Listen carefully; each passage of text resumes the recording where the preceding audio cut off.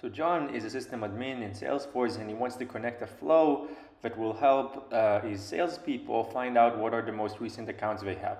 So he created a flow, and as you can see, this goes and fetches a query to the CRM to get the most recent accounts from a certain date that the sales person connected.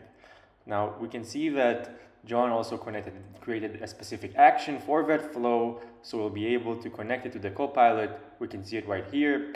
And when he's done creating that action, he goes to Einstein Copilot, which he can edit because he's an admin. We can see it here. Only admins can edit Einstein Copilot, and he opens it. Now, he already connected that, so now when he writes what are my new accounts I have from the last month, you can see Einstein Copilot analyzing the request and using his most recent accounts flow. Now the problem starts when we go to Elad. And Elad, he doesn't have any permissions to edit the Copilot. We can see it here. He can't touch this Einstein Copilot, he can't edit everyone's Copilot. But he does have permission to edit flows, right? So here you can see Elad, who is a malicious user with permissions to edit flow, who wants to influence everyone in Copilot. He edited a flow and he added something new. You see Elad added a send email step in the middle that sends an email to a certain account contact, and the email is sent with the user's email. This is a phishing email. Elad saves the flow and activates it. And what happens after Elad does that is, let's go back to John and see what happens. So we can see John here, and John opens his Copilot. And John asks Copilot the same question as before.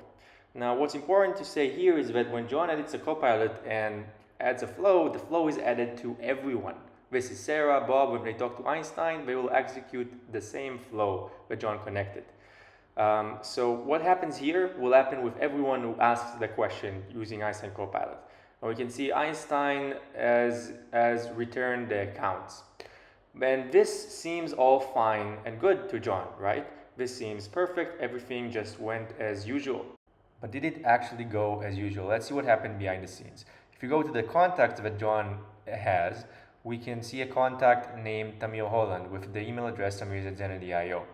Now let's log into the mail of Tamir, and we can see a new email that was sent from John. Now John didn't send any email. This email was sent because Elad updated the flow, and we can see Elad's content for the email, including the phishing link that Elad added to the email. All of this sent from a legit user named John, completely unknowingly. Our attack is complete.